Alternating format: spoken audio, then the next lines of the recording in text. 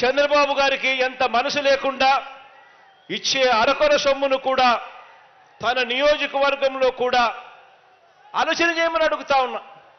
చంద్రబాబు నాయుడు గారికి నిజంగా ఎంత మనసు లేకుండా ఉంది అనంటే, ఎంత అన్యాయస్తుడు అనంటే, ఇచ్చే అరకొర సొమ్ము కూడా తన నియోజకవర్గంలో కూడా తనవారు తనకు కానివారు అని చెప్పి ఎలా విభజించాడో, ప్రతి పథకంలో కూడా, నేను చెప్పిన ప్రతి పథకంలో కూడా పెరిగిన లబ్ధిదారుల సంఖ్యను చూస్తే మీ అందరికీ కూడా అర్థమవుతుంది చంద్రబాబు నాయుడు గారి హయాంలో ఎలా అరకొరగా ఇచ్చాడో, ఎలా మీ బిడ్డ ప్రభుత్వం వచ్చిన తర్వాత ఎలా ప్రతి ఒక్కరికి కూడా జల్లడ పడుతూ ఏ ఒక్కరూ కూడా మిస్ కాకూడదు అని చెప్పి ప్రతి ఒక్కరికి కూడా మంచి చేస్తా ఉన్న పరిస్థితులు నేను చెప్తాను.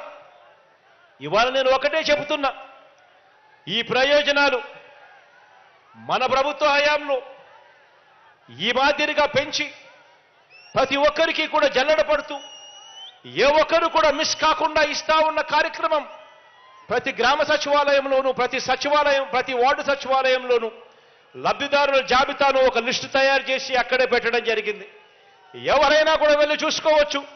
ఆ లబ్ధిదారుల జాబితా అక్కడ కనిపిస్తుంది.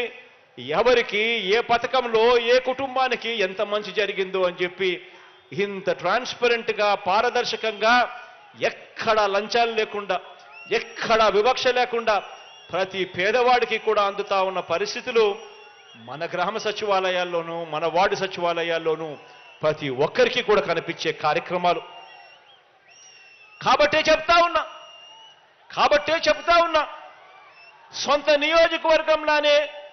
సొంత నియోజకవర్గంలోనే పేదలకు మంచి చేయని ఈ వ్యక్తి 35 సంవత్సరాలు ఎమ్మెల్యేగా ఉండి కూడా, 3 సార్లు సీఎంగా అయి కూడా, 14 సంవత్సరాలు అధికారంలో ఉన్న తర్వాత కూడా ఒక మనిషి వల్ల ఈ ఒక్క కుప్పం నియోజకవర్గ ప్రజలకే ఎలాంటి మేలు జరగలేదు అనంటే, మరి ఇలాంటి వ్యక్తి రాష్ట్రానికి ఒక ముఖ్యమంత్రిగాను, కుప్పం నియోజకవర్గానికి ఒక ఎమ్మెల్యేగాను అర్హుడేనా అని చెప్పి నేను మిమ్మల్ని అందరినీ కూడా కోరుతా ఉన్నాను.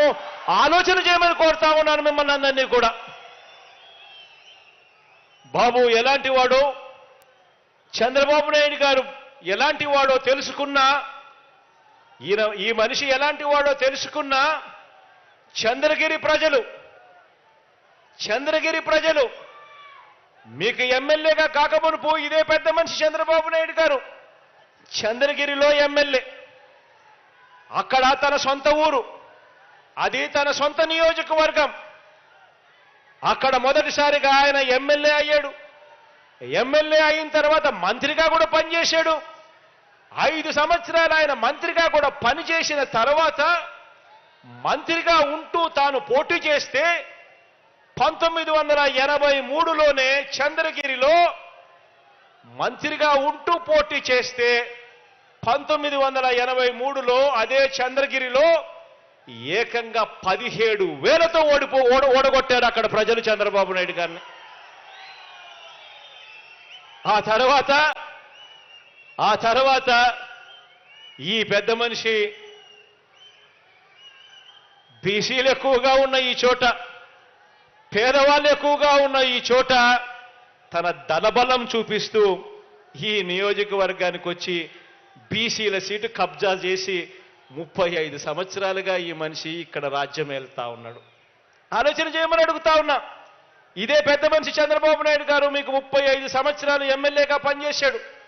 ఇదే కుప్పంలో ఆయన కనీసం ఒక ఇల్లన్నా కట్టుకున్నాడా అని ఆలోచన చేయమని అడుగుతా ఉన్నా. మీతో పని కావాలి ఆయన ఎమ్మెల్యేగా గెలవడం కోసం, కానీ ఇక్కడ ప్రజలకు మంచి చేయాలి, ఇక్కడ ఇదే కుప్పంలో ఉండాలి, ఇల్లు కట్టుకొని ఇక్కడ ప్రజలకు తోడుగా ఉండాలి అన్న ఆలోచన 35 సంవత్సరాలుగా ఎమ్మెల్యేగా ఉన్న ఈ చంద్రబాబుకు ఏ రోజు రాలేదు అనంటే ఈ మనిషి మీ మీద చూపిస్తా ఉన్న ప్రేమ ఎలాంటిదో అర్థం చేసుకోండి, ఆలోచన చేయండి అని మీ అందరితో కూడా కోరుతా ఉన్నా. ఈరోజు కుప్పం ప్రజలు చంద్రబాబు గారికి ఈ 35 సంవత్సరాలుగా చాలా ఇచ్చారు. కానీ కుప్పానికి బాబు ఏమిచ్చాడు? ఈ నియోజకవర్గంలో ప్రతి ఒక్కరూ కూడా ఆయన్ను నిలదీయాల్సిన అవసరం ఉంది, ఆలోచన చేయాల్సిన అవసరం ఉంది. తన సొంత నియోజకవర్గానికే 35 సంవత్సరాలుగా మంచి చేయని ఈ మనిషి 75 సంవత్సరాల వయసు వచ్చిన తర్వాత మరో నలుగురితో పొత్తు పెట్టుకొని ఎన్నికల్లోకి ఈరోజు దిగుతా ఉన్నాడు. ఆలోచన చేయమని అడుగుతా ఉన్నా. ఈ మనిషి 75 సంవత్సరాల వయసు ఈ మనిషికి. 35 సంవత్సరాలుగా ఇక్కడ ఎమ్మెల్యేగా పనిచేశాడు. 14 సంవత్సరాలు ముఖ్యమంత్రిగా కూడా పనిచేశాడు. 3 సార్లు ముఖ్యమంత్రి అయ్యాడు. ఇలాంటి ఈ మనిషి ఏ పేదవాడికి మంచి చేసింది లేదు, ఏ ఇంటికి మంచి చేసింది లేదు, ఏ ప్రాంతానికి మంచి చేసింది లేదు.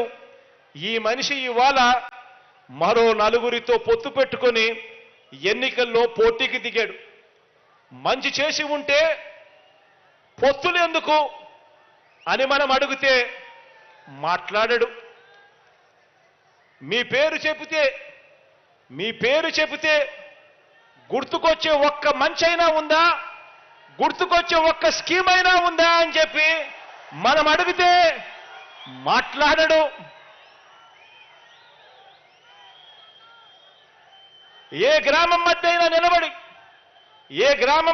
నిలబడి ఈ గ్రామంలో నా మార్కు ఫలానా మంచి చేశాను అని చెప్పగలడా అంటే అది మాట్లాడడు. సామాజిక వర్గాలకు మీరు చేసిన మంచేమిటి, సామాజిక వర్గాలకు మీరు చేసిన న్యాయమేమిటి అని అడిగితే చివరికి కుప్పంలో కూడా బీసీలు అత్యధికంగా ఉన్న ఈ ప్రాంతంలో కూడా కనీసం అక్కడ కూడా బీసీ ఎమ్మెల్యేలు మీరు పెట్టని పరిస్థితి కనిపిస్తా ఉంటే సామాజిక న్యాయం, సామాజిక మంచి మీరు ఎక్కడ చేశారయ్యా అని అడిగితే అది మాట్లాడడు. పేద ఇంటికి వెళ్దాం, తలుపు తట్టి ఆ ప్రతి పేద ఇంట్లోనూ అడుగుదాం.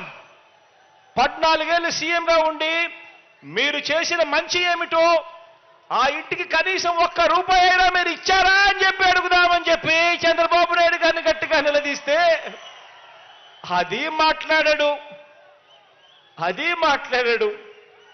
మరి ఏం మాట్లాడతాడంటే పొత్తుల గురించి మాట్లాడతాడు. ఎవరితో మాట్లాడతాడు అనంటే దత్తపుత్రుడితో మాట్లాడతాడు. ఏ విషయం మాట్లాడతాడు అనంటే తలుపులు బిగించుకొని ప్యాకేజీ ఎంత అని ప్యాకేజీ గురించి మాట్లాడతాడు. పోనీ